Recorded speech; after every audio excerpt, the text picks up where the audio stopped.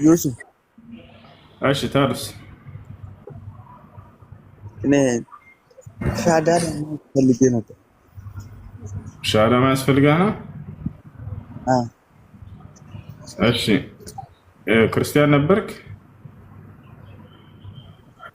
بنتين. ايش يملون قال ابراهيم يتكتل كمان. اشهد أشهد ان لا أن لا اله إله الا الله إلا الله واشهد وأشهد ان أن محمدا محمدا رسول الله. رسول الله.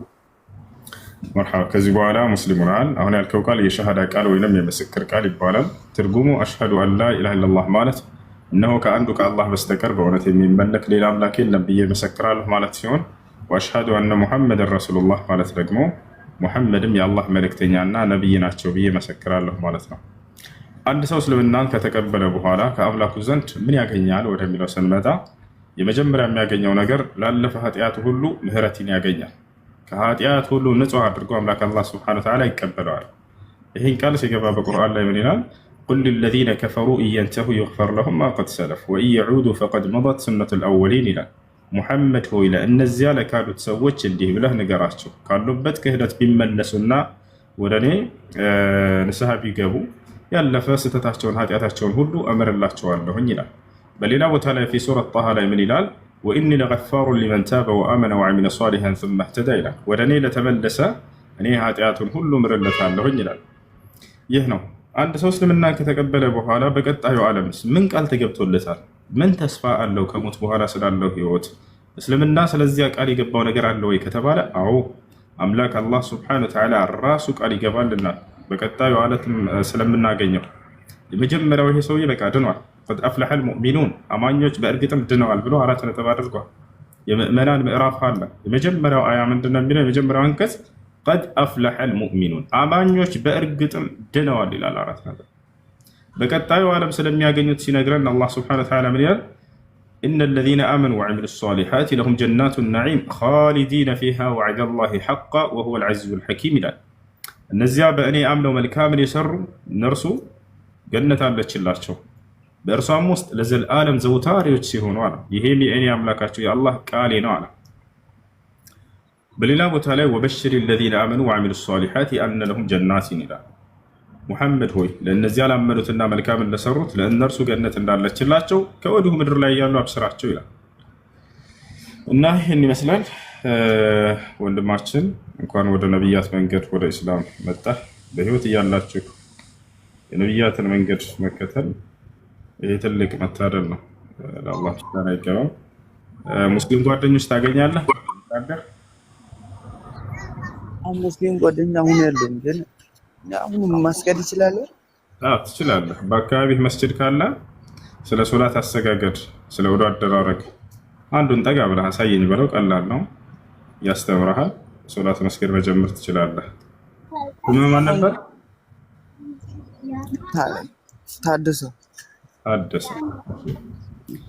ታደሰ መቀየር ካልፈለግ ችግር የለበትም። ስሙ መቀየር የምትፈልግ ከሆነ ግን ሙሐመድ ቢሆን ደስ ይለናል። እሺ ያንተ ምርጫ ነው። ደስ ያለህን መቀየር ትችላለህ አንተ። ይቀየርልህ። ደስ የሚልህ ስም አለ ወይንስ ሙሐመድ በሚለው ይሆንልህ? ሙሐመድ ደስ ይላል። አይ ሙሐመድ። እሺ ሻወር ወሰድ። እሺ አንድ ሰው እስልምና ሲቀበል ሻወር እንዲወስድ ታዟል። የታዘዘበትን ምክንያት ለሶላት ራሱን ዝግጁ ያደርግ ዘንድ ነው። ከዚያ ንጹህ ልብስ ለብሰህ ሂደህ ወደ መስጂድ በመሄድ የሚሰግዱትን እያየህ ልክ እንደነሱ መስራት ነው። ሶላት ውስጥ የሚባለውን ቀስ በቀስ ደግሞ ልጆች ጽፈው ይሰጡሃል። ያንን ትማራለህ። አብሽር። ኮሜንት ላይ አንድ ልጅ ላገናኘህ። ቢላል አንድ ቁጥር ጻፍለት። አንድ ቁጥር የሚጽፍልህ ልጅ ፎሎ ታደርገውና በውስጥ ያስተምርሃል። ቢላል አሁን ማስገድ ይችላለሁ እኮ እኔ። በቃ ያው አንድ ቁጥር ጽፎልሃል። በሶላት ውስጥ የሚባለውን እንዲያሳየ ይሄ ልጅ ፎሎ አድርገው። እሺ አንድ ቁጥር ኮሜንት ላይ ጻፈው።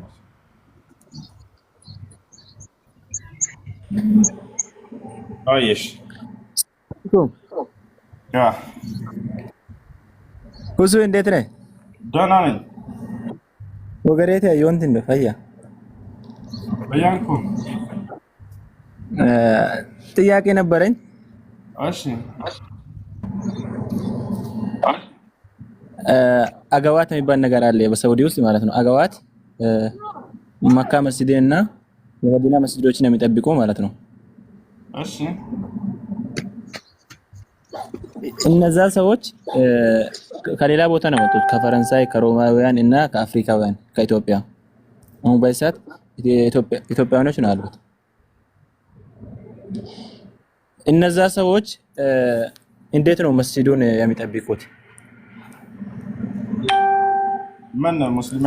ከዛ እነሱ መውለድ ሙስሊም አይደሉም ይላል ታሪኩ። እነሱ መውለድ አይችሉም፣ ብልታቸው ተቆርጧል ይላሉ። ውሸት ነው እንደዚህ የሚልልህ ውሸት ነው። እንደዛ ሲሉኝ ነው ግራ ገባኝ።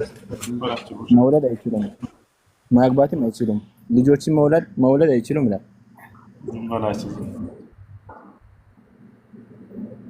ውሸት ነው። ውሸት ነው። እንዲህ አይነት ያለሽ አመሰግናለሁ።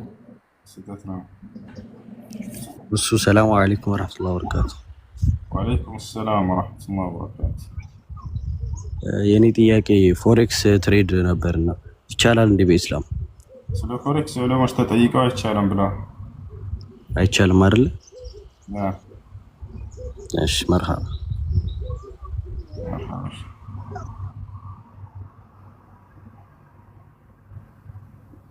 ልጆች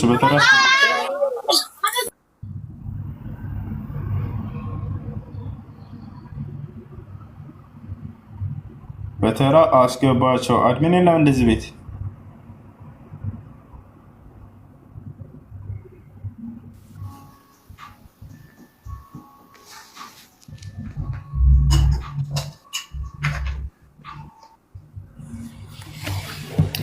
ያሰላ።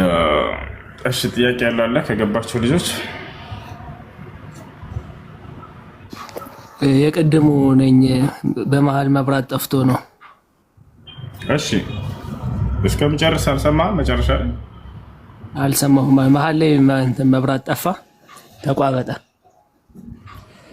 እሺ በቃ እንደ መሲሁ እንዳልተገደለ እንዳልተሰቀለ ቃል በቃል አላህ ሱብሓነሁ ወተዓላ ይናገራል። ዳግም ስለሚመጣ ስለሚሰራው ምናምን ሁሉ ስናገር ነበር። ያ ነው ያለው ነገር። እሺ እና አምላክ ለእርሱ ጥበቃ አድርጎለታል። ይሄ ልናውቅ ይገባል ሁላችንም። አምላክ አላህ ሱብሓነሁ ወተዓላ በቁርአን ላይ ኢዝ አየቱከ ቢሩሒል ቁዱስ ይላል። በመንፈስ ቅዱስ ባጸናሁ ጊዜ ይላል። በእርሱ እንዲጠበቅ አድርጎታል።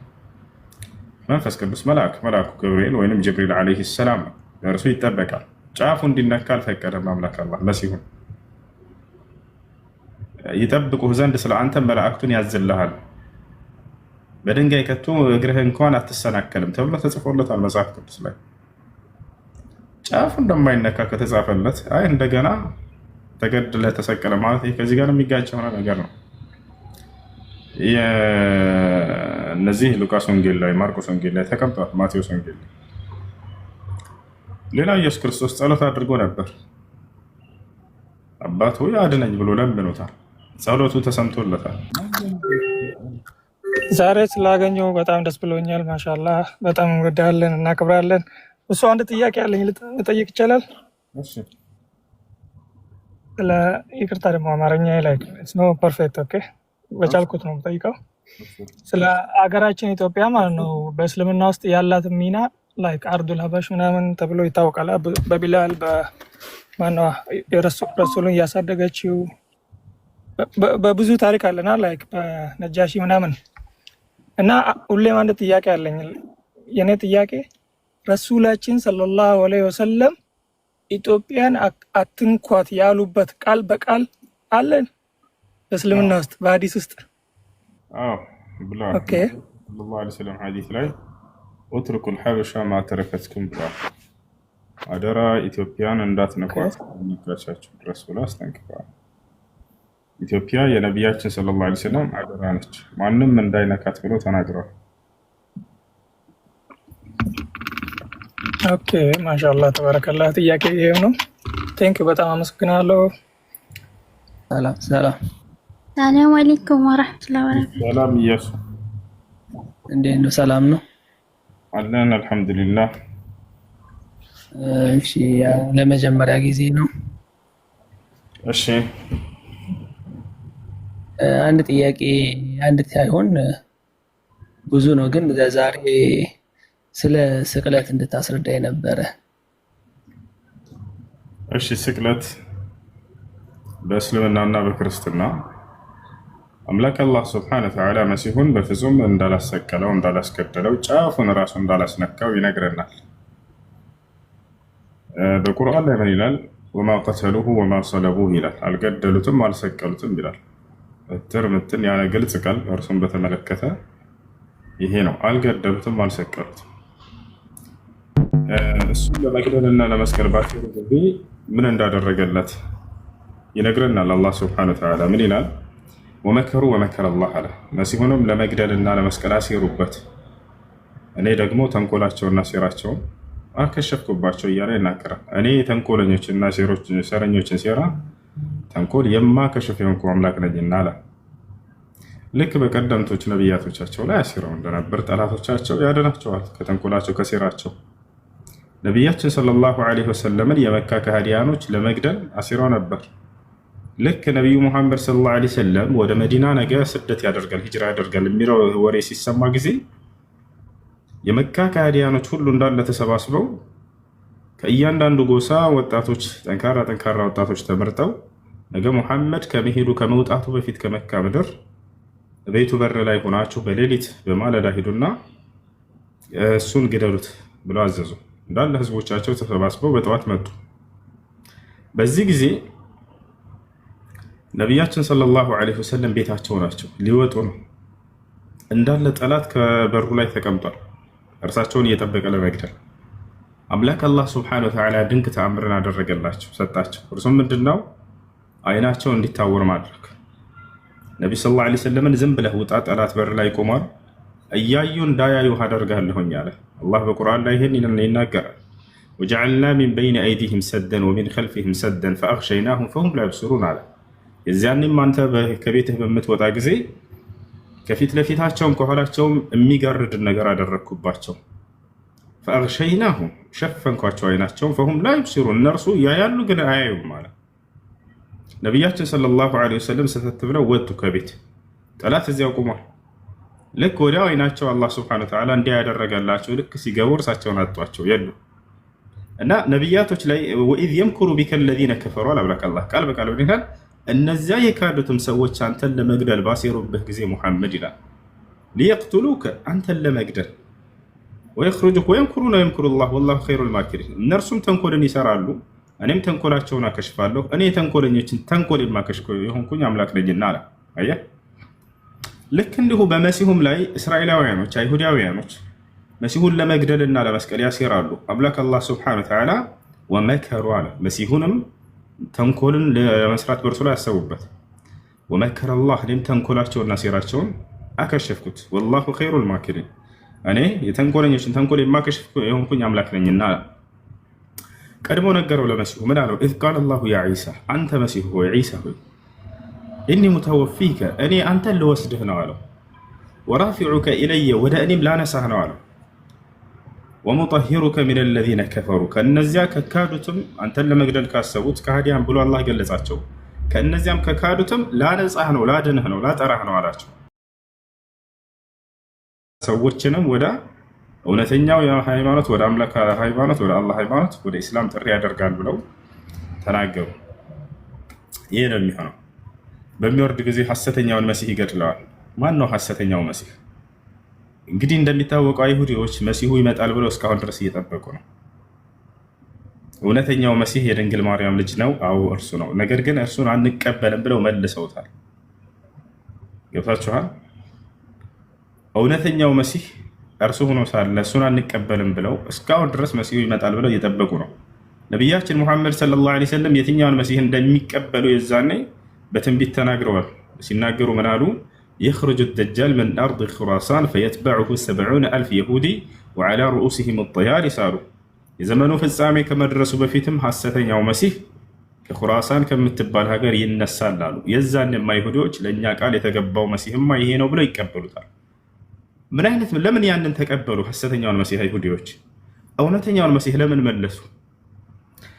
አይሁዶች መሲህ ተብሎ ሲነገራቸው ጊዜ እነሱ የጠበቁት እንደነ ሙሴ እንደነ ሰለሞን ነብይነትንና ልክ እንዲሁ ሹመትን ስልጣንን ተጎናጽፎ በቃ የበላይ የሚያደርጋቸው አካል ነበር የጠበቁት በዚህ ምድር ላይ ማለት ነው።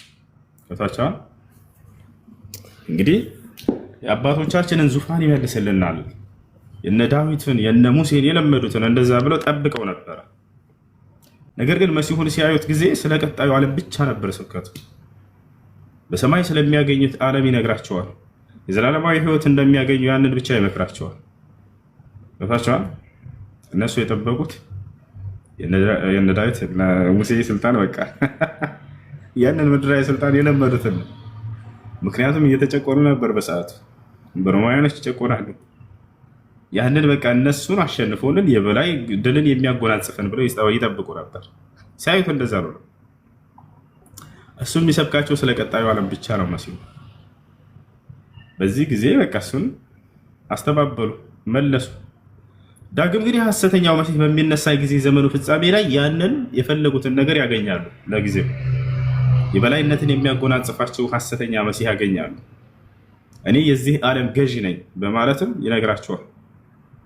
አይሁዶችም ሰባሽ አይሁዶች ገና እንደተነሳም በእኛ ቃል የተገባው እርሱ ነው ብለው ይከተሉታል አሉ ነብዩ ሰለላሁ ዐለይሂ ወሰለም በትንቢት ላይ ተፈቷል። ከዚያ የዛኔ እሱን የበላይነትን በሱ አገኘን ብለው ዓለምን እያሰሱ እያለ የዛኔ አምላክ አላህ ሱብሓነሁ ወተዓላ ስራውን ይሰራል። ምን ያደርጋል? እውነተኛውን መሲህ ከሰማይ ያወርደዋል። እውነተኛውን መሲህ ከሰማይ ያወርደውና ቀጥታ ሐሰተኛውን መሲህ ያጠፋዋል። ቦታቸዋል። የዛኔ ምድር ላይ አንድም ሰው አይኖርም የመሲሁን እውነተኛነት የመሲሁን እውነተኛ መልእክተኛነት ነብይነት የሚያምን ቢሆን እንጂ የመሲሁን ትምህርት ይቀበላሉ ሰዎች ሁሉ። የዛኔ መሲሁ ምንድነው ትምህርቱ ከተባለ ነብዩ ሰለላሁ ዐለይሂ ወሰለም በእኔ በተሰጠኝ ቁርአንና በእኔም ሐዲስ ይመራችኋል ብለው ተናገሩ። ሰዎችንም ወደ ኢስላም ይጠራል። هذا هو المسيح ይህ ነው መሲሁ ብሎ ማለት። መሲሁ ስለ አምላኩ ሊሰብክን የመጣው ከዚህ በፊትም ወደፊትም ሲመጣ ስለ አምላኩ እንጂ ስለ ራሱ በፍጹም የሚሰብክ አይደለም። إن الله ربي وربكم فاعبدوه هذا صراط مستقيم ነው ትምህርቱ። የኔም የእናንተም ጌታ እርሱ አላህ ብቻ ነው፣ እርሱም በብቸኝነት ተገዙት፣ ይህ ነው ቀጥተኛው መንገድ ነው ያለው። እኔን አምልኩኝ ብሎ በፍጹም መሲሁ አያውቅም፣ ወደፊትም አይልም በፍጹም። ለአንድ አምላክ ብቻ የሚገዛ የሆነ ደግና መልካም የአላህ አገልጋይና ባሪያ ነው። ታቸዋል። ከዚያ ውጭ ራሱን ለማስመለክ አልመጣም፣ አይመጣም ወደፊት ራሱን ለማስመለክ። ይህ ነው በእርሱ ስራዎች መደነቅ ያለ ነው፣ ያስደንቃል ስራው። ያ ግን አምላክ አያደርገውም። ያንንም ስራ የሰጠው አምላኩ ነው። መደነቅም ካለብን ያንን ተአምራትና ታላላቅ ስራዎች በሰጠው አምላክ ነው መደነቅ ያለብን። ማን የሰጠው? ወለቀድ አተይና ሙሳ ልኪታበ ወቀፈይና ሚን ባዕድህ ብሩሱል ወአተይና ዒሳ ብነ መርየም ልበይናት። ለማርያምም ግልጽ የሆኑ ታላላቅ ተአምራቶችን በግልጽ ሰጠሁት እያለ ይናገራል። አምላክ አላህ ሱብሓነሁ ወተዓላ ነው የሰጠው። የሐዋርያት ሥራ ምዕራፍ 2 ቁጥር 22 አንብባችሁ ከሆነ ምን ይላል? አዩሃ ሪጃል ልእስራኤልዩን እስመዑ ሃዚህ ልአቅዋል የሱዕ ናስሪ ረጅሉን ቀድ ተብረሀነ ለኩም ምን ቅበል ላህ ቢቁዋትን ወዐጃኢብን ሰነዐሃ ላሁ ቢየዲህ ይላል። ጴጥሮስ በህዝቡ መካከል ቆመና ድምፁን ከፍ አድርጎ እናንተ የእስራኤል ሰዎች ሆይ ንግግሬን ስሙ አላቸው። የናዝሬቱ ኢየሱስ ማለት አምላክ በእርሱ በኩል ባደረገው ድንቅ ተአምር ለእናንተ የተገለጠ ሰው ነበር አለ። ማነው አደረገው? እነዛ ተአምራቶችና ድንቅ ስራዎች በመሲሁ በኩል አምላክ ነው ያደረገው አለ። የአምላክ ድርጊቶች ናቸው። ይወጣቸዋል። እርሱ ምንድነው? ለእናንተ የተገለጠ ሰው ነበር። ለማን? እናንተ እስራኤላውያን ብሎ እስራኤላውያኖችን እያመለከተ እናንተ እስራኤላውያን ሰዎች ሆይ ይላቸው እና ይህ ነው እና አምላክ አላህ ሱብሓነሁ ወተዓላ እውነተኛውን መሲህ ያዳነበት ምክንያት እንዳይገደል እንዳይሰቀል በእነዚያ በሐሰተኞች አይሁዳውያን ያደረገው ለዚህ ነው። የዘመኑ ፍጻሜ ላይ እውነተኛው መሲህ መጣልን ብለው ሲፎክሩና ሲጨፍሩ የዛኔ አላህ እውነተኛውን መሲህ ያወርድና ፍጻሜውን በዚህ በእውነተኛው ያደርገዋል። ያንን ሐሰተኛ ይህን ይመስላል። ወጥቷል መሰለኝ ልጁ ሲሳይ ካለ ዳግም መግባት ይችላል። እሺ ሰላም አለይኩም ወራህመቱላሂ ወበረካቱ። ወአለይኩም ሰላም። ስለ ኡዱህያ ልጠይቅህ ነበር። እኔ እዚህ ያለሁባቸው ሰዎች ኡዱህያ ያደረጉት ሐሙስ ዕለት ነው ይሄ ይቻላል? እንግዲህ የበዓል ቀን አለ። በበዓል ቀን ነው የሚደረገው ኡድሕያ። ኡድሕያ የሚደረገው በበዓሉ ቀን ነው ከሶላቱ በኋላ ነው። መን ዘበሐ ቀብለ አሶላት ለይሰ ለሁ ኡድሕያ። የኢድ ሶላት ከመስገዱ በፊት ኡድሕያን ያረደ ኡድሕያ የለውም ብሏል። ስለዚህ ሶላቱ እንደተሰገደ ወዲያው ባላችሁበት ሀገር በዓል በነበረበት ቀን ከሶላቱ በኋላ አርደው ከሆነ ትክክለኛ ኡድሕያ ነው የታረደው። ከዚያ በፊት ከሆነ ኡድሕያ አይባልም። እሱ እንደ ማንኛውም ተራ ስጋ ነው። እሺ አይዋ እነሱ ያረዱት ሐሙስ ነው፣ አረፋው ሐሙስ ነው፣ ኢዱ ጁምዓ ነው ብለው ነው ያረዱት እኮ በበዓሉ ቀን ነው። አይቻልም። ሐሙስ ከሆነ የታረደው አይሆንም። ጀዛኩሙላህ ኸይራን። ይሄ ነው ግጭት ማለት። ለምሳሌ ሐፍስ ላይ ይሄን ነገር መስራት ሐራም ነው ብሎ እዚያኛው ላይ ሐላል ነው ካለ ይሄ ግጭት ነው። እዚህ ፈቀደ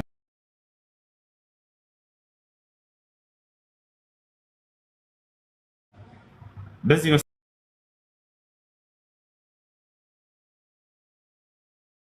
መሰረት ማለት ነው። ልጆች እንትን እያደረገ ነው፣ ያዝ እያደረገ ነው። ታብ አድርጉ እሺ፣ አታቋርጡ።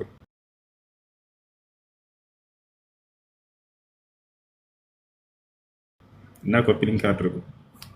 እና ያ ነው በቁርአን ላይ ያለውስ ምንድን ነው? እንደዚህ አይነት ግጭት በፍጹም የለም። ግጭት የሚባለው ነገር የለም። እንዳው በዛ ከተባለ አንዱ ሌላውን የሚያብራራና የሚተናተን ነው። ያ ነው። እና ለምሳሌ ልስጣችሁ። ወነጅሚ ኢዛ ሀዋ ብለን እንቀራለን። ወርሽ ደግሞ ወነጅሚ ኢዛ ሀዌ ትርጉም ልዩነት አለው ወይ? ላ የለውም። ለአነባበብ ልዩነት ነው ያለው። ሌላኛው ለምሳሌ ቃላቶቹ ፊደላቶቹ የተለያዩ ሆነው ትርጉሙ ግን አንድ አይነት የሆነ ደግሞ እሱም ያ አዩሃ አለዚነ አመኑ ኢንጃኩም ፋሲቁን ቢነበኢን ፈተበየኑ ይላል። እንደማን? እንደ ሐፍሰን ዓሲም።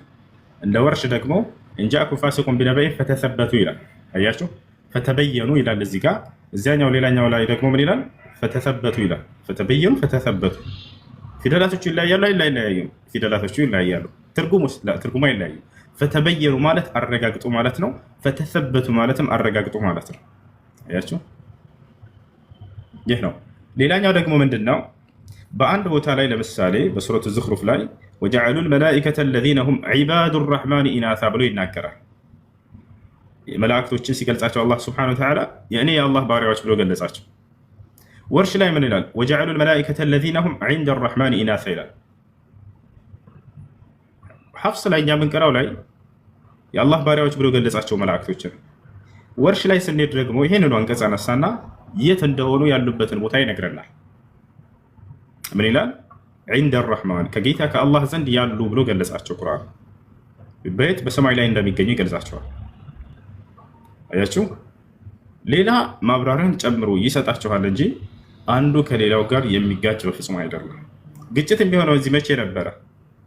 እዚህ ጋር በሰማይ እንደሚኖሩ ገልጾ እዚያኛው ላይ ደግሞ ይሄንኑ አንቀጽ ያነሳላችሁና አይ በምድር ነው የሚኖሩት መላእክቶች ቢል ኖሮ ይሄ ግጭት ነው። እዚያ በሰማይ ነው የሚኖሩት ብሎ እዚህ በምድር ነው ካለ ይሄ ግጭት ነው። ወጣችኋል። እዚህ ግን ዒባዱ ረሕማን የአላህ ባሪያዎች ብሎ ገለጻቸው።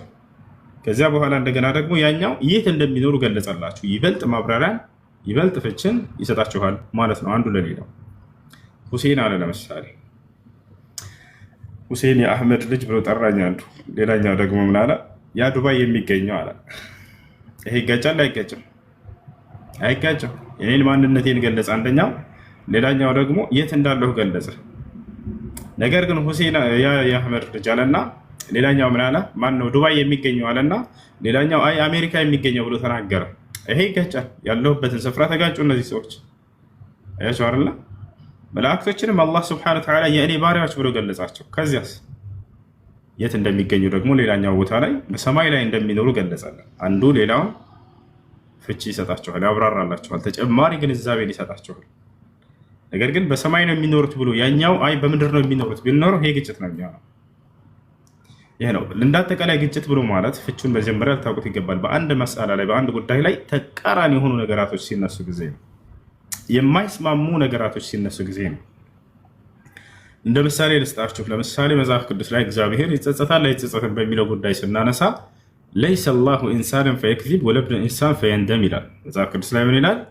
እኔ እግዚአብሔር እጸጸት ዘንድ ሰው አይደለሁም እዋሽም ዘንድ የሰው ልጅ አይደለሁም ይላል። እንደማይጸጸት ተናገረ አይደለ? ሌላ ቦታ ላይ ደግሞ እግዚአብሔር ተጸጸተ ይለናል። መጸጸት በሚለው መስአላ ጉዳይ ነጥብ ላይ ስናይ ጊዜ አንድ ቦታ ልጸጸት ይላል፣ ሌላ ቦታ ደግሞ እጸጸታለሁኝ ይላል። ይሄ ነው ግጭት ማለት። እዚህም እንደማይጸጸት ገልጾ እዚያ ቦታ ተጸጸተ ካለ ይሄ ነው። ሌላ እግዚአብሔር መታየቱን አስመልክቶ እነሁ ላ የራኒ አሐዱን ወዒሽ ይላል ራሱ እግዚአብሔር ሲናገር ማንም ከቶ አይቶኝ አይድንም ይላል። ያዕቆብ ቃል በቃል ይላል እኔ እግዚአብሔርን አይቼ ነፍሴ ድናለች ይላል። አይታይም ካለም በኋላ ሌላ ቦታ ላይ ደግሞ አይ ይታያል ይላል። ማንም አይቶኝ አይድንም ካለ በኋላ አይ እኔ አይቼው እድኛለሁኝ ይላል። በአንድ ጉዳይ ላይ ተቃራኒ የሆኑ ነገራቶች ሲነሱ ይሄ ነው ግጭት ብለው ማለት። የዚህ አይነት ነገር በፍጹም በቁርአን ውስጥ አታገኙም። አንዱ ሌላውን የሚያብራራና የሚገልጽ የሚተረትን ተጨማሪ ግንዛቤን የሚሰጥ ሆኖ ነው የምታገኙት። እሺ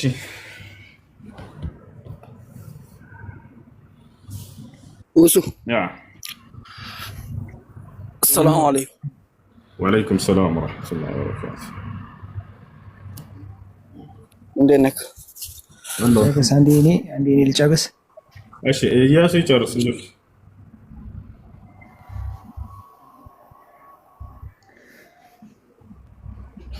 እያሱ አለ። እሺ እንትን አላህ አዛኝ ነው አይደለ? እና ክርስቲያኖችን ለምን ዘላለም እሳት ላይ እንዴት ይቀጣቸዋል ዘላለም? አላህ ስብሓነሁ ወተዓላ ኢዕለሙ አነ አላህ ሸዲዱል ዒቃቢ ወአነ አላህ ገፉሩር ረሒም ይላል። እወቁ እኔ ቅጣቴ ብርቱ ነው፣ ልክ እንዲሁ ደግሞ መሐሪና አዛኝ ነኝ እያለ ይናገራል። አምላክ አላህ ስብሓነሁ ወተዓላ በነቢያት በኩል ህግና ስርዓትን አውርዷል። ከአዳም ጀምሮ እስከ መጨረሻ ዘመን ነቢይ ድረስ ሰዎችን አስተምሩ እኔን በብቸኝነት እንዲገዙ፣ እኔን በብቸኝነት ለተገዛ ዘላለም ገነትን እሰጠዋለሁ፣ እኔን ለካህደና ላስተባበለ ደግሞ ገሃነም ይገባል ብሎ ይህ መልእክት ደርሷቸው ለሰዎች ሰምተው ተራርተው አይ አንቀበልም አንተን አናመልክም ብለው ከካዱና ካስተባበሉ ወዴት እንደሚሄዱም በነቢያት በኩል አሳውቋቸዋል። አየህ፣ በራሱ ጊዜ የሰው ልጅ ነፃ ምርጫ ፍቃድ ተሰጥቶት የመረጠ አካል ነው። አንተ ነህ የገነት መንገድህን የምታበጀው እዚሁ ምድር ላይ ያለ፣ አንተ ነህ የገሃነም መንገድህን ራስህ የምትመርጠው።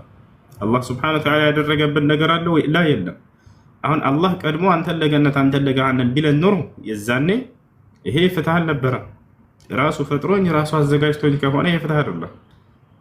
የዛኔ አዛኝ ነኝ ቢለኝ እኔ አልሰማም ነበረ። አያችሁ አይደለ? ነገር ግን አላህ ስብሐነሁ ወተዓላ ይሄን አላደረገም። ነቢያትን አወረደ፣ መጽሐፍን አወረደ፣ ንጹህ አይምሮን ሰጠ። ይሄ ቅኑ መንገድ ነው ብሎ በነቢያት በኩል በመጽሐፍ በኩል አሳየ። ይሄ ጠማማው መንገድ ነው ተጠንቅቁት እያለ አሳየ።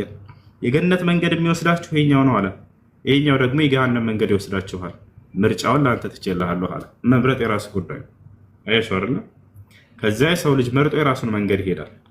ያ ነው የዛኔ በሚገቡ ጊዜ ወደ ገሃነምም በራሳቸው ጥፋት እንደሆነ ይናገራሉ፣ ይመሰክራሉ። የሚገርማቸው ይመሰክራሉ በራሳቸው ጥፋት እንደሆነ። ፈዕተረፉ ቢዘንቢሂም ይላል አምላካችን አላህ። መላእክቶች ጠይቋቸዋል። የሚገርማቸው ወሊለዚነ ከፈሩ ቢረቢሂም ዐዛቡ ጀሃነም አላምላክ አላህ። ለእነዚያም ጌታቸውን አላህ ለካዱ ሰዎች የገሃነም ቅጣት ተዘጋጅቶላቸዋል። ወቢእሰል መሲር መመለሻው ምንኛ የከፋ ሆነ አለ። ኢዛ ኡልቁ ፊሃ ሰሚዑ ለሃ ሸሂቀን ወሂየ ተፉር ተካዱ ተመየዙ ሚነል ገይዝ ኩለማ ኡልቂየ ፊሃ ፈውጁን ሰአለሁም ኸዘነቱሃ። ወደ ገሃነም በተወረወሩ ጊዜ ከሃዲያኖች ይጠይቋቸዋል መላእክቶች። አለም የእቲኩም ነዚር ይሏቸዋል መላእክቶች። ለመሆኑ ነቢይ ያልመጣላችሁ ነበር ወይ ይሏቸዋል። ከዚህ ከገሃነም ካስከፊ ቅጣት የሚያስጠነቅቃችሁ ነቢይ አልመጣላችሁም ወይ? ቃሉ በላ ቀድ ጃአና ነዚር ይላሉ። ተመልከቱ ከሃዲያኖች የዛኔ በእርግጥም መልእክተኛ ነቢይ መጥቶልን ነበር። ፈከዘብና እኛ ግን አስተባበልን እንጂ ያን ነቢይ። ወቁልና ማ ነዘለ ላሁ ሚን ሸይ በፍጹም አምላክ ይሄን ቁርአንን በነቢዩ መሐመድ ላይ አላወረድም ብለን ሸምጥጠን ካድን እንጂ በራሳችን ጊዜ ብለው የሚናገሩበት ቀን ይመጣሉ። ማ ነዘለ ላሁ ሚን ሸይ ኢን አንቱም ኢላ ፊ ضላሊን ከቢር ይሏቸዋል መላእክቶችም ይሏቸዋል።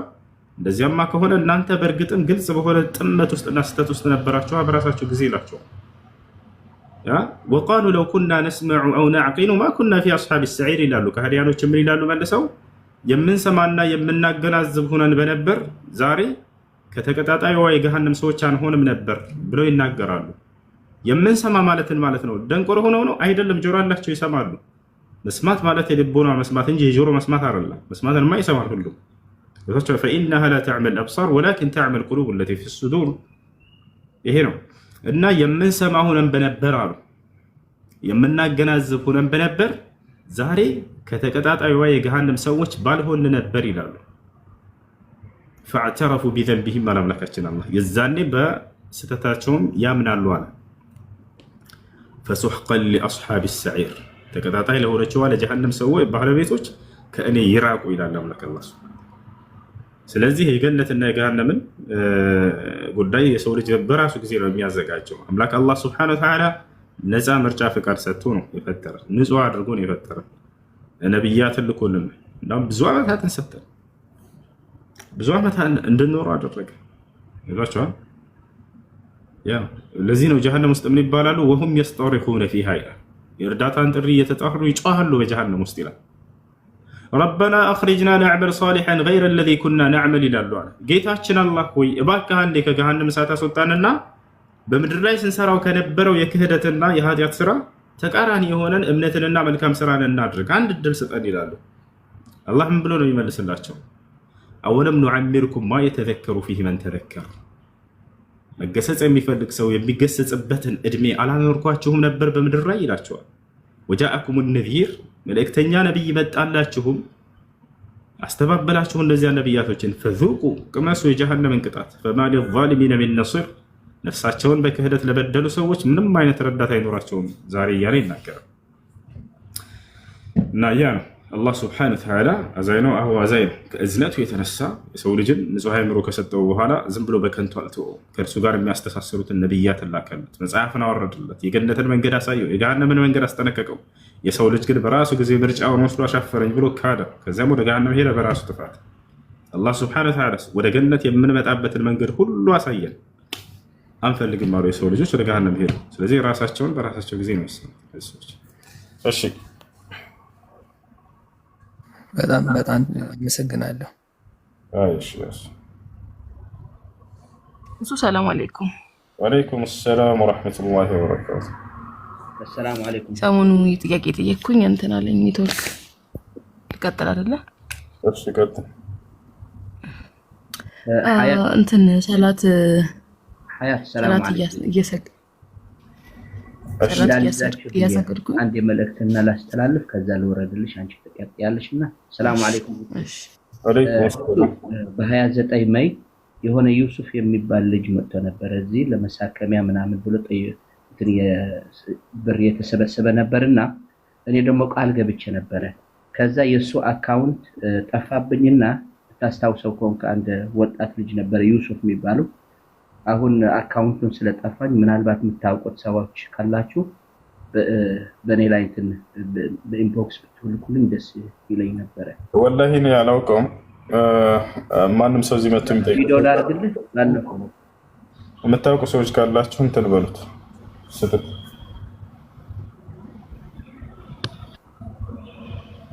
እሺ ጥያቄሽ ምንድን ነው እህት? እሺ ጥያቄ እያሰገድኩኝ ወይም እየሰገድኩ በኋላ ሰው ተከትሎ አርሞ እየሰገደ አጋጣሚ ሰላቴ እንደጨረስኩኝ ውዱ እንደሌለኝ አወቅኩ። ከዛ በኋላ እኔ እነሱን ተውኩና ለራሴ ብቻ ሰገድኩኝ ማለት ነው። ከዛ አንዷ መጣችና እንዴ ለምን ሰገድሽ ደግሞ ስትለኝ አይ ውዱ አልነበረኝም ብላት፣ እኛም እኮ መስገድ አለብን በቃ አንቺ ውዱ ከሌለሽ እስኪ አንድ ቪዲዮን ይኸውልህ።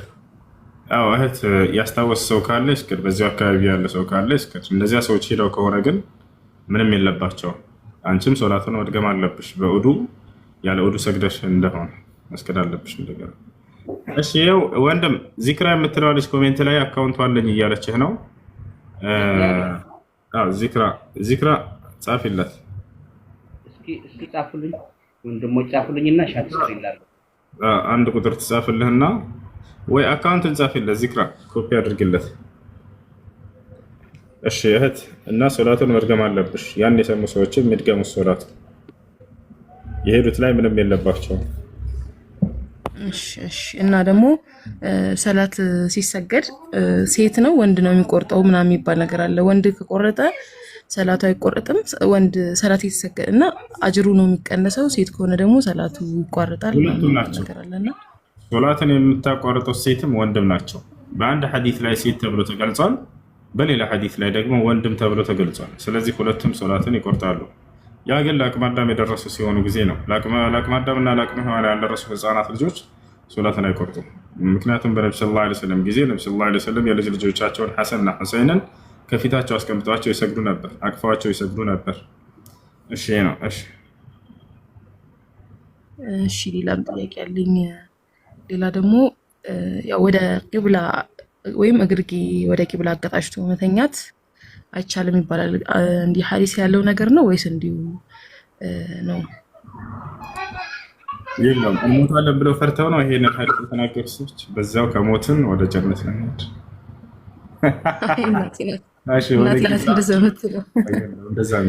እንደፈለጋችሁ ናችሁ መተኛት ትችላላችሁ።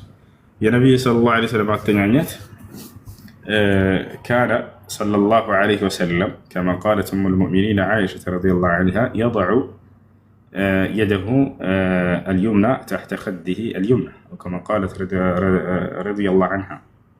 እናታችን አይሻ ምን ትል ነበር? ነቢያችን ሰለላሁ ዐለይሂ ወሰለም ሲተኙ ይሄን እጃቸውን በቀኝ እንትናቸው ላይ ጎናቸው ላይ አድርገው እንደዚህ ይተኙ ነበር ብላለች። በቀኛቸው ይተኛሉ። ያ ነው። ይሄን ግን ግዴታ አላደረጉም። ብትተኙ በዚያ መልካም ነው። ያልተኛ ሰው እንደፈለገው ነው መተኛት ይችላል። በልብ ተደፍቶ መተኛት ሲቀር እሱ መክሩህ ነው፣ የተጠላ ነው። ሐራም ነው ማለት አይደለም፣ የተጠላ ነው። እሺ ባትተኙ በዚያ ሁኔታ የተወደደ ነው። ነቢያችን ሰለላሁ ዐለይሂ ወሰለም በአንድ ሐዲስ ላይ ሲናገሩ ምን አሉ? ሰውን የሆነ ሰው በደረቱ ተደፍቶ በሆዱ ተደፍቶ ተኝቶ አገኙት። ፈአይቀዘሁ ነቢይ ዐለይሂ ሰላቱ ወሰላም ቀሰቀሱትና አስነሱት። ወቃለ ለሁ ነቢዩ ሰለላሁ ዐለይሂ ወሰለም ምን አሉት? ለዚያ ሰው ኢነሃ ضጅዐቱን ላ ዩሒቡሃ አላህ አሉት። በሆድህ ተደፍተህ አትተኛ፣ ይህ አተኛኘት አላህ የማይወደው አተኛኘት ነውና አሉ። አላህ የማይወደው አተኛኘት ለምን? ምክንያት አለው ወይ? አዎ ምክንያት አለው። በሌላ ሐዲስ ላይ ምክንያቱም ተናገሩ ነቢ ሰለላሁ ዐለይሂ ወሰለም ኢነሃ ضጅዐቱ አህሊ ናር አሉ። ይህ በሆድ ተደፍቶ መተኛት የጀሃነም ሰዎች አተኛኘት ነው አሉ። ማለት ሰዎች ጀሃነም ሲቀጡ ከሃዲያኖች በሆዳቸው ተደፍተው ነው የሚቀጡት። ይህን ጠይቃችሁ ታውቃላችሁ? እንዴት ሆነው እንደሚቀጡ? ቁመው ነው ተቀምጠው ነው ወይንስ ተኝተው ነው ምናምን የሚለው በሆዳቸው ተደፍተው ነው የሚቀጡት። እና ስለዚህ የጀሃነም ሰዎች አቀጣጥ እንደዚያ ነውና እናንተም በምድር ላይ እንደ ጀሃነም ሰዎች አቀጣጥ አትተኙ ብለው ነብዩ ሰለላሁ ዐለይሂ ወሰለም ተናግረዋል። ያኔ መክሩህ ነው፣ የተጠላ ነው እንጂ እንደ ሐራም ደረጃ የሚደርስ አይደለም።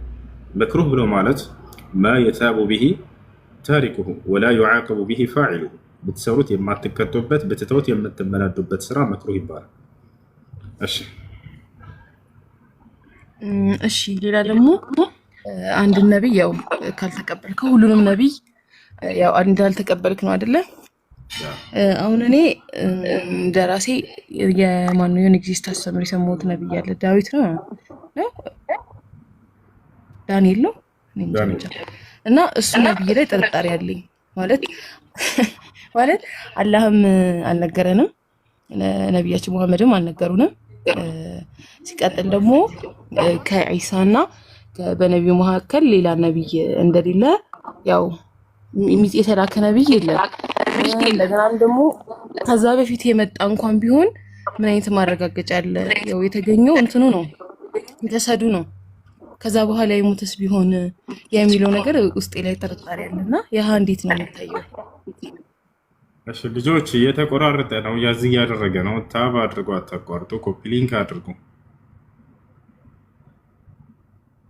ምን ይሻላል በፈጣሪ ይሄን ማድረግ አቃታችሁ? ቢያንስ በሚገባ ሰዓት ሌሎችም የሚያስተምሩ ልጆች ሊኖሩ ይችላሉ። ይሄን አድርጉ፣ ቢያንስ ሌላ ነገር አድርጉ። ይሄን እንደት ኮፒ ሊንክ አድርጉ፣ ታብ አድርጉ። ሁሌ ታብ አድርጉ፣ ኮፒ ሊንክ አድርጉ ምናምን በጣም ያስጠላል። ለዚህ ነው መግባት እየደበረኝ ያለው። ወላሂ ትጀምራላችሁ፣ ይቆራረጣል። ከዛ ለማስተማር ያስጠላል። ሲቆራረጥ ድምጻቸው አይሰማም ምናምን እንደዚህ ገስት ላይ ያስገባል። ለማንኛውም ዳንኤል ዓለይሂ ሰላም የሚለውን ሰሃቦች አይተዋል፣ አረጋግጠዋል። አስክሬኑ ብቻ ስለተገኘ ነው ወይ? አይደለም። በዚያ ላይ የተቀመጠ ትንቢት አለ። በትንቢቱ ላይ የተጻፈ ጽሑፍ አለ። ዳንኤል ራሱ እንደጻፈው እነዚያ ሰሃቦች አይተዋል። እነ ሸይኹል ኢስላም ኢብኑ ተይሚያ ሌሎችም ቀደምት ሰለፎች ያንን ነገር አረጋግጠውታል። ሲቀጥል በነብዩ ሰለላሁ ዐለይሂ ወሰለም እና በዒሳ መካከል ላልሽው በነብዩ ሰለላሁ ዐለይሂ ወሰለም እና በዒሳ መካከል አይደለም። እሱ ከዚያ በፊት የነበረ ነብይ ነው። ሌላው ማረጋገጫ የሚሆንልሽ የነብዩ ሰለላሁ ዐለይሂ ወሰለም ሐዲስ ኢነላህ ሐረመ ዐለል አርድ አን ተእኩለ አጅሳደል አንቢያ አሉት። አላህ የነቢያቶችን ሰውነት አፈር እንዳይበላው እርም አድርጎታል ብለዋል። ሰውነታቸው የተጠበቀ ያ ነብይ ልክ ሲያገኙት ጊዜ በዚያ ሁኔታ ነብዩ ሰለላሁ ዐለይሂ ወሰለም ሐዲስ ላይ በገለጹበት ነው። ልክ እንዲሁም ሰሃቦች ያን ነገር አግኝተው ሁላቸውም ትንቢትን አንብበው መስክረዋል። ዳንኤል የሚባል ነብይ ነበር ከእስራኤላውያን ነቢያቶች መካከል። ይህ ታላቅ ነብይ የነብዩ ሰለላሁ ዐለይሂ ወሰለም ሰሃቦች አግኝተውታል። የሚገርማቸው ስለ ነብዩ ሰለላሁ ዐለይሂ ወሰለም እና ስለ መሲሁ ትንቢት ተናግሯል። ከኔ በኋላ ስለሚመጡ ታላላቅ ሁለት ነብያት ብሎ ይገልጿቸዋል። እነሱ በጣም አወድሷቸዋል። የመጨረሻ ዘመን ነብይ ትውልዶችን ብሎ ስለ ሰሃቦችም እንዲሁ ጽፏል። በዚያ በትንቢቱ ላይ ምንጭን ከፈለግሽ እሰጥሻለሁ። ትፈልጊያለሽ እህት? አዎ እፈልጋለሁ።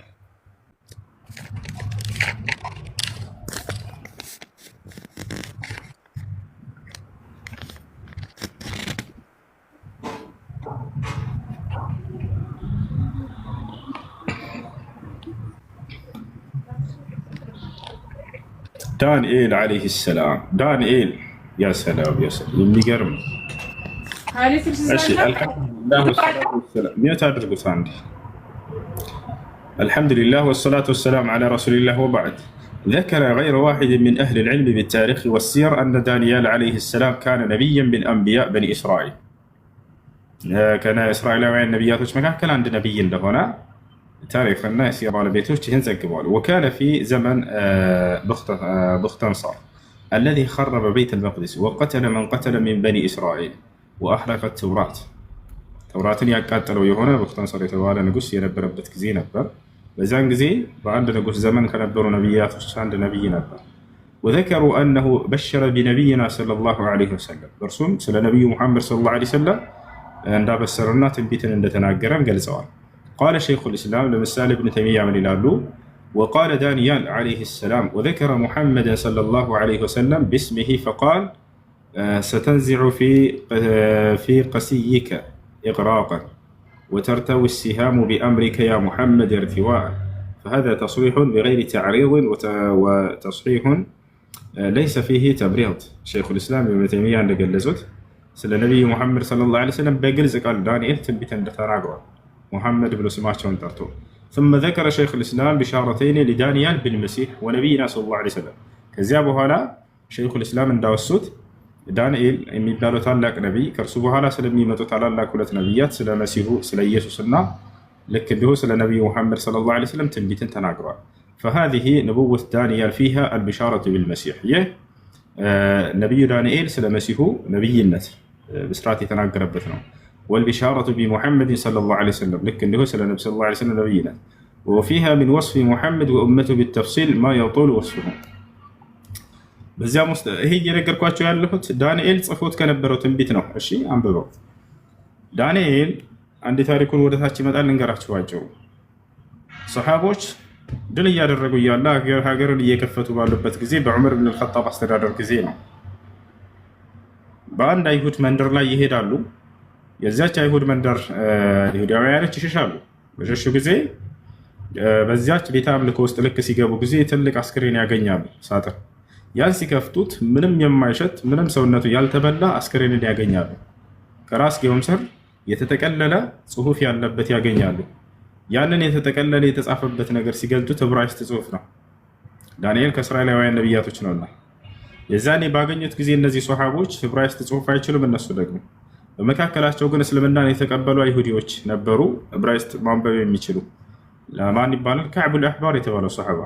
ይህ ከዕቡል አሕባር የሚባለውን ሰሓቦች መጡና ሰጡት። እስኪ ይህን አንብብና ተርጉምልን፣ ከአንድ አስክሬን ራስጌ ስራ ጌተነው ነው አሉት። አነበበላቸው። እኔ የአላህ ነቢይ ዳንኤል እባላለሁኝ አለ። ከእስራኤላውያን ነቢያቶች መካከል አንድ ነቢይ ነኝ። ከእኔ በኋላ የሚመጡ ሁለት ታላላቅ ነቢያትንም የማበሰር ነኝ፣ መሲሁንና ሙሐመድን እንዲሁም የሙሐመድ ትውልዶች እያለ ዓለይሂም ሰላቱ ወሰላም በሁላቸውም ላይ እነዚህን ገልጿቸዋል። እና ስለዚህ ነው ኢብኑ ተይሚያ እያወራ ያሉት። ዳንኤል ምን ይላል? ፈሃዚህ ንቡወት ዳንኤል፣ ይህ የዳንኤል ትንቢት ነው። ፊሃ አልቢሻረቱ ቢልመሲሕ፣ ይህ ስለ መሲሁ ነቢይነት ያበሰረበት ቃል በእርሷ ውስጥ ይገኛል። ወልቢሻረቱ ቢሙሐመድን ሰለላሁ ዐለይሂ ወሰለም፣ ልክ እንዲሁ የነቢዩ ሙሐመድ ሰለላሁ ዐለይሂ ወሰለም ነቢይነት ያበሰረበት። ወፊሃ ሚን ወስፊ ሙሐመድ ወኡመቲሂ ቢተፍሲል ማ የጡሉ ወስፉሁ ወቀድ ቀረአሃ አልሙስሊሙነ ለማ ፈተሑ አልዒራቅ ከማ ዘከረ ዛሊከ አልዑለማእ ሚንሁም አቡ አልዓሊያ። ያው አቡ አልዓሊያ ሚን ኪባር ታቢዒን የሰሓቦች ተማሪ የሆነ ነው። እየሰማሽ ነው? የሰሓቦች ተማሪ የሆነው ታላቁ ታቢዒ እርሱ ገልጾታል። ይሄን እንተሃ ሚን አልጀዋብ ሰሒሕ ሊመን በደለ ዲን አልመሲሕ የሚለው መሲሑ ማን ነው? የሸይኹ ልእስላም ኢብኑ ተይሚያ መጽሐፍ ላይ ታገኙታላቸው። አልጀዋብ ሰሒሕ ሊመን በደለ ዲን አልመሲሕ እዚያ ላይ ታገኙታላቸው። ይህን መጽሐፍ ከዚህ በፊት ከዙሁር እስከ አስር ባለው ጊዜ እዚህ ቲክቶክ ላይ ሲያስተምር ነበር። ምናልባት ስትከታተሉ የነበራችሁ ካላችሁ ሰምታችኋል። ወሽቱሂረ ቢአነ المسلمين لما فتحوا تستر عثروا عليه فأمر أمير المؤمنين رضي الله عنه الصحابة أن يدفنوه ويعموا على الناس قبره لئلا يفتتنوا به. روى ابن أبي الدنيا بسند حسن، ابن أبي الدنيا زقبوا على استلالفال حسن بهنا تربوا هنا سند، كما في البداية والنهاية عن أبي الزنات قال رأيت في يد أبي بردة ابن أبي موسى الأشعري خاتما نقش خاتما نقش فضة أسدان بينهما رجل يلحسان ذلك الرجل. قال أبو بردة هذا خاتم ذلك الرجل الميت الذي زعم أهل هذه البلدة أنه دانيال أخذه أبو موسى يوم دفنه.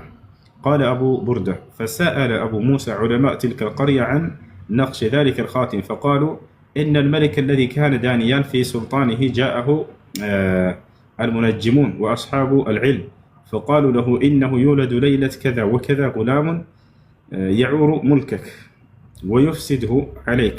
فقال الملك والله لا يبقى تلك الليلة غلام إلا قتلته، إلا أنهم أخذوا دانيال فألقوه في أجمة الأسد فبات الأسد ولبوءته يلحسانه ولم يضراه. فجاءت أمه فوجدتهما يلحسانه فنجاه الله سبحانه وتعالى بذلك حتى بلغ ما بلغ. قال أبو بردة قال أبو موسى قال علماء تلك القرية فناقش دانيال صورته وصورة الأسدين يلحسانه في فضة خاتمه لئلا ينسى نعمة الله عليه في ذلك. እንግዲህ ታሪክ የታወቀ ነው፣ የሚገርም ታሪክ ነው። ዳንኤል ዓለይሂ ሰላም ይህ ታላቅ ነቢይ ከእስራኤላውያን ነቢያቶች መካከል አንድ ነቢይ ነው። የሆነ ትእዛዝ ያወጣል። ያ ንጉስ ያን ትእዛዝ የማይፈጽሙ ሰዎችን እንደሚቀጣ ይናገራል። ያ ትእዛዝ ደግሞ የንጉሱ ትእዛዝ ከአምላክ ትእዛዝ ጋር የሚጋጭ ነው። ያንን በእርሱ ዘንድ የነበሩ እነዚህ አይሁዳውያኖች እንግዲህ የነቢያት ጠላት ናቸው አብዛኞቹ አይሁዳውያን። ይህን ዳንኤልን ለማስጠቃት የሚፈልጉ ሰዎች ያንን ትእዛዝ የሚጻረር ትእዛዝ አድርጓልና ይሄ ሰው ብለው ምናምን ይከሱታል ከንጉሱ ጋር።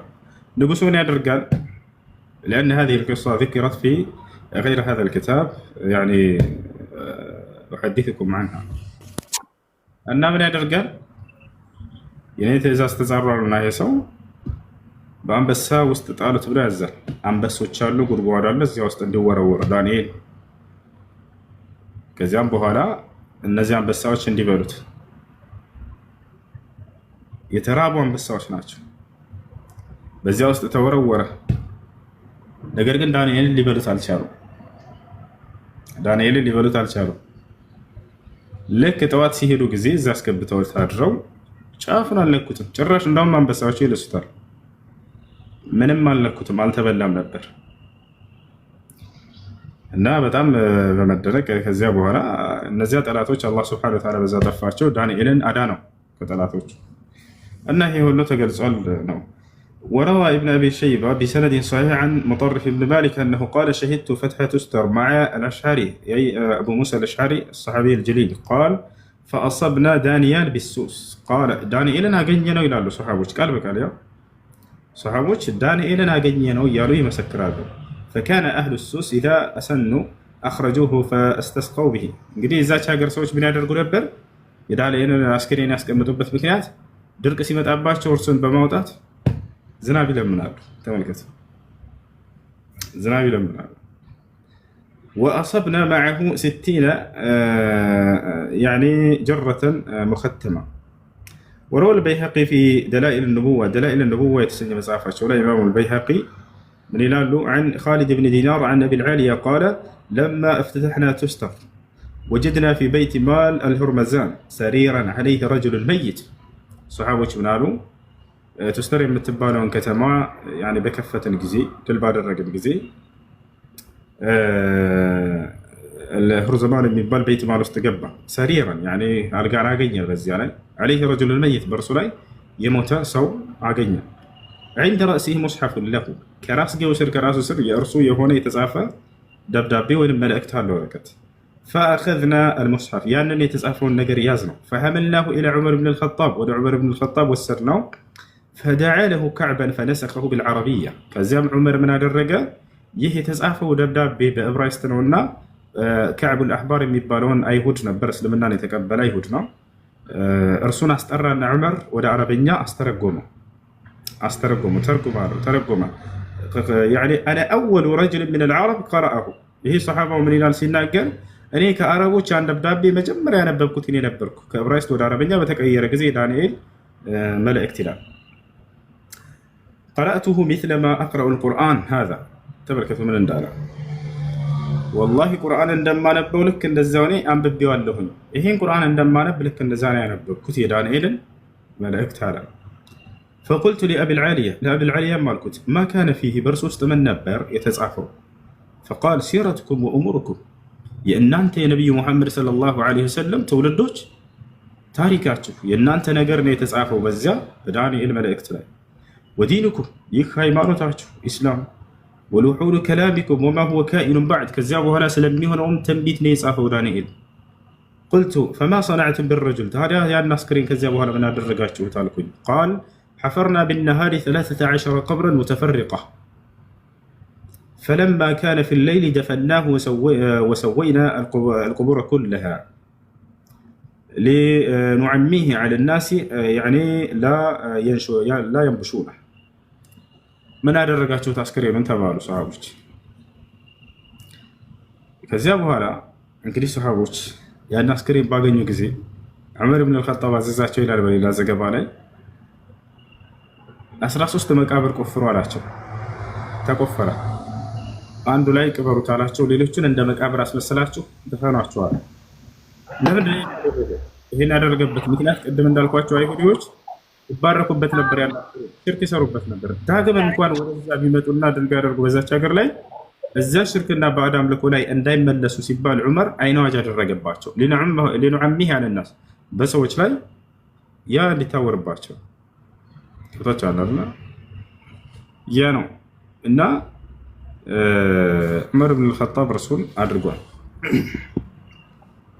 ይህን ያደረጉበት ምክንያት ለተውሂድ ካላቸው ጉጉት ነው። من القطنو فقلت وما ترجون منه؟ قال كانت السماء إذا حبست عليهم برزوه بسريره. እነዚህ ሰዎች ዝናብ ሲቋረጥባቸው ያን በአልጋው ላይ ተሸክመው አስክሬኑን ያወጡት ነበር አይሁዶች። فيمطرون በዚያም ዝናብን ይለምኑበት ነበር። يعني ዝናብ ይለቀሱበታል በዚያ እየለመኑ። قلت من كنتم تظنون الرجل ያ ሰው ማን ነው ብላችሁ ታምኑ ነበር? ይህ ባለ አስክሬኑ ላይ ያለው ሰው قال رجل يقال له دانيال يما دانيال የሚባል ሰው ነው። فقلت منذ كم وجدتموه مات يعني نقرنا. قال ابن كثير لك እንዲሁ ገልጾታል ابن كثير وهذا اسناد صحيح الى ابي العاليه. ابن كثير ሲገልጽ ጊዜ ይህ እስከ ابو العاليه ድረስ صحيح የሆነ ሰረድ ነው ይላል። ابو العاليه من كبار التابعين ولكن ان كان تاريخ وفاته يعني نقرا እንደተቀላይ ابن تيميه لك እንዲሁ ገልጾታል። ابن تيمية مجموع الفتاوى عليه لكنه الجواب الصحيح لمن بدل دين المسيح من مسافات شولايه تارك قال زوتال. وقال شيخ الإسلام ابن تيمية رحمه الله تعالى ولما ظهر قبر دانيال بتستر كتب فيه أبو موسى إلى عمر بن الخطاب رضي الله عنه فكتب إليه عمر إذا كان بالنهار فاحفر 13 قبرا ثم ادفنه بالليل في واحد منها وعفر قبره لئلا يفتتن الناس به ይሄን ይመስላል እና ቀደምት መልካም ሰለፎች ሁሉ ታሪኩ ትክክለኛ እንደሆነ ገልጸውታል። በቃሽ። አይ እኔ ከዒሳ በፊት አልመሰለኝም፣ በእነሱ መሀል መሰለኝ። መጠየቅ ይቻላል? ሌላ ጥያቄ ይቻላል።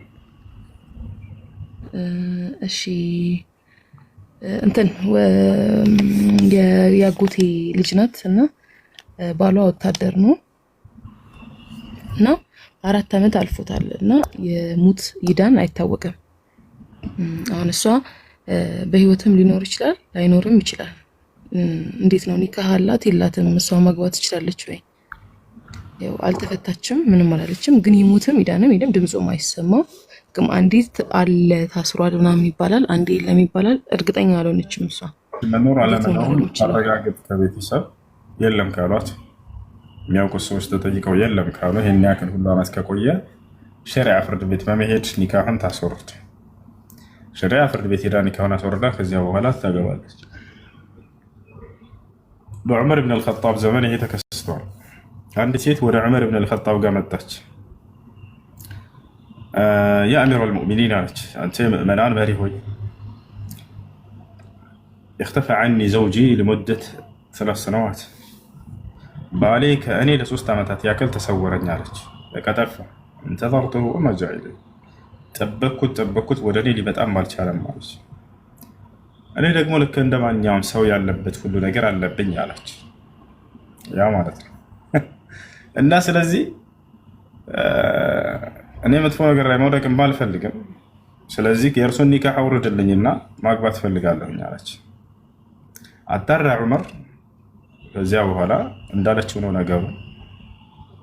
ተሰውሯል፣ ለ3 ዓመት ያክል ሊመጣ አልቻለም። ስለዚህ ዑመር ብን አልኸጣብ ኒካሁን አወረደላት። የዛኔ አሚር እርሱ ነውና ከዚያ በኋላ ሌላ ባል አገባች። እሺ ያኛው ሰውየው ቢመጣስ እንዳጋጣሚ ከጊዜ በኋላ የሚገርመው ሰውየው መጣ ከጊዜ በኋላ የመጀመሪያ ባሏ እሺ መጣ። ከዚያ ከመጣ በኋላ ዑመር ጋር ለሽምግልና መጡ። ማን መጡ? አዲሱ ባሏ፣ የድሮ ባሏ፣ ሴትዮዋ መጡ። ዑመር ሆይ አለች፣ ያን ታሪክ ታውቃለህ? እንዲህ ተከስቶ አሁን የመጀመሪያ ባል መጥቶ ሚስቴ ነች ብሎ መጣ፣ ምን እናድርግ አለችው። ዑመር ረዲየላሁ ዐንሁ ምርጫ አስቀመጠለት። ለዛ ለመጀመሪያው ወደ ሚስትህ መመለስ ከፈለክ ሁለተኛ ሲያገባት ሰውየው ያወጣውን ወጭ መልስለታል። አይ ወደ ሚስቴ መመለስ አልፈልግም ካልክ ደግሞ አንቺ ባልና ሚስት እናንተ ለዚያ ለመጀመሪያው ባልሽ ያወጣውን ወጭ መልሱለት አላቸው። አይ አሁንማ የሰው ከሆነች በቃ የሰው ነች፣ መጀመሪያ ያወጣሁትን ትስተኛለህ፣ ያተመለሰለት ይሄ ነው። እሺ ወላሂ እሷ ምን ፈርታ ነው እንትን ያለችው? ገብቷት እሷም እንደዚህ አስባ ነው ሊመጣ ይችላል የሚለውን ሀሳብ አስባ እንደዛ ያደረጋል። እዛ ነው ያለችው። እሺ እኔ የምልህ እስቲም ባዝ ሞሮኮ ባዝ ምናምን የሚባሉ እንትኖች እንዴት ነው ከሸሪዓ አንፃር ይፈቀዳል ወይ? እስቲም ነው እስቲም ባዝ ሞሮኮ ምናምን። ሞሮኮ ማለት ያው ሌላ ሰው ነው የሚያጥበው ምናምን ሌላ ሰው ላ ሰውነታቸውን ክፍል ሌላ ሰው ከባለሽ ውጭ ሌላ እንትን ሌላ ይገባል።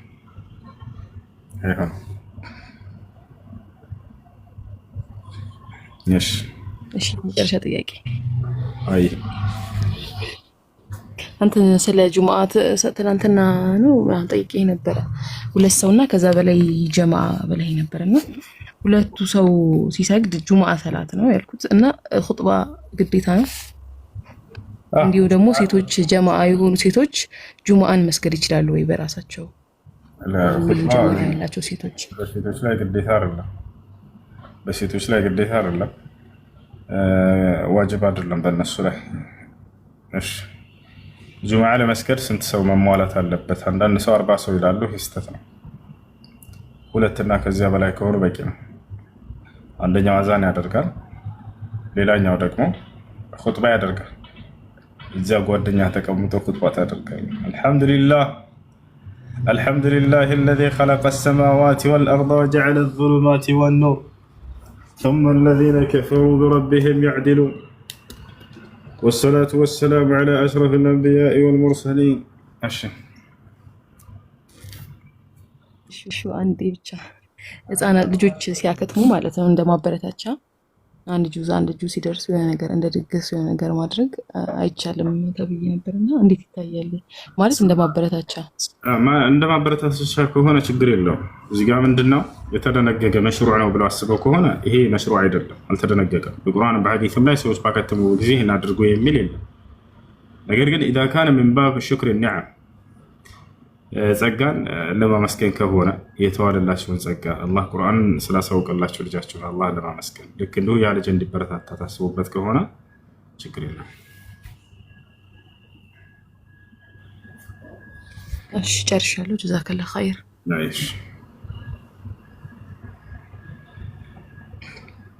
እሺ ሰላም አለይኩም። እባካችሁ በውስጥ ጻፉልኝ የዩሱፍ አካውንት ወይም ደግሞ የሱ ቁጥር ያላችሁ ካላችሁ እባካችሁ በውስጥ መስመር ጻፉልኝ ኢንሻአላህ። ሁሱ ጀዛከላሁ ኸይረን ሽክራን።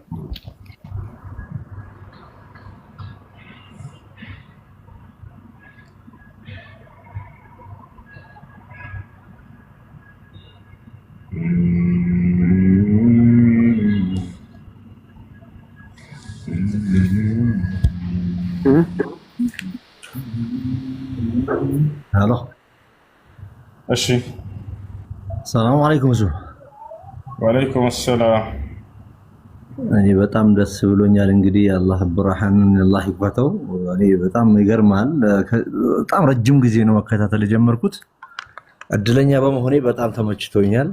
አንተን እድሜን አላህ አርዝመው፣ አላህ ቀልብን ኑር ያድርገው። አዋራውን እያራገፈ ነው።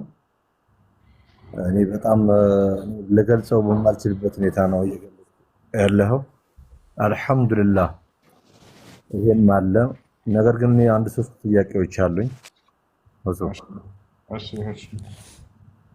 ምንድነው ሶስት ጥያቄ? አንደኛ ምንድነው ልክ ዙሁር ላይ የሰላት እየተሰገደ ወይንም ውጭ ላይ መስጊድ ውስጥ ሳይሆን የነች ነገር ጫማ ምልክት ትደረጋለች፣ እንዴት ይታያል እሱ?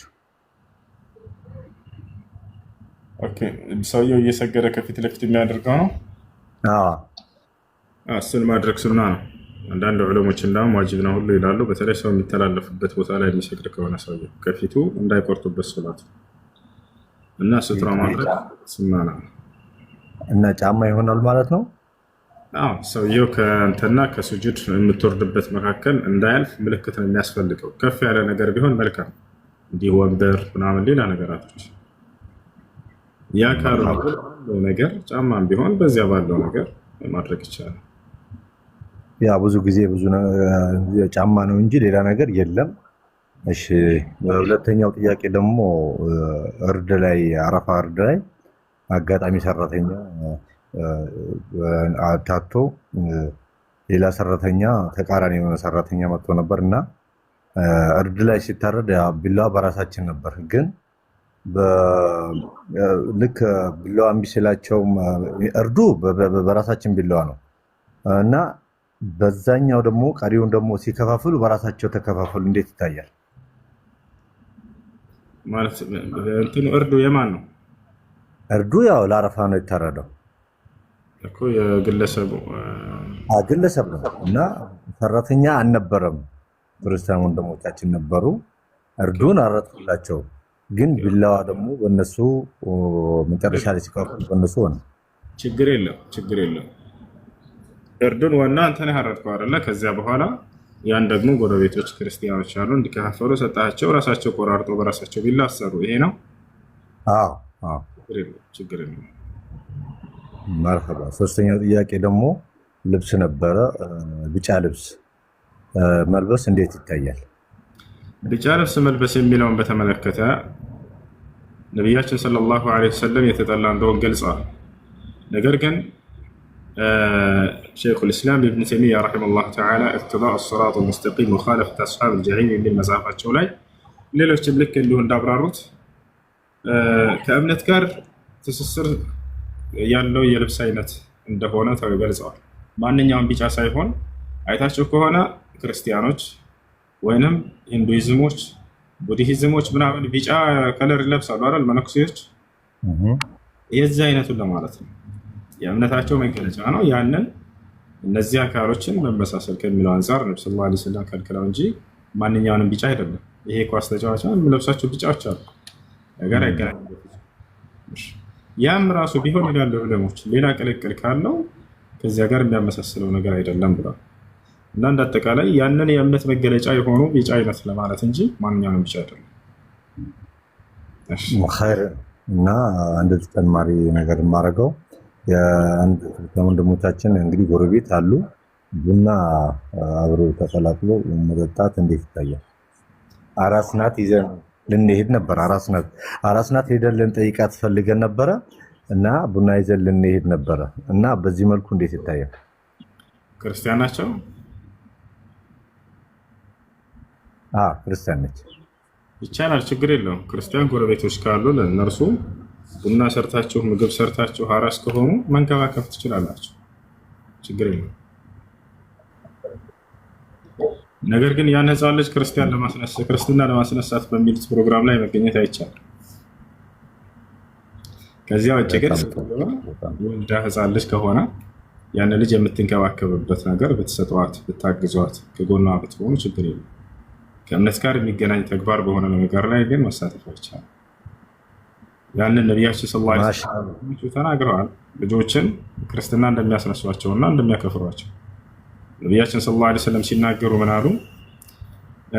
ማ ሚን መውሉድን ኢላ ወዩለዱ ዐለል ፊጥራ ፈአበዋሁ ዩሀውዳኒሂ አው ዩነስራኒሂ አው ዩመጅሳኒሂ አሉ።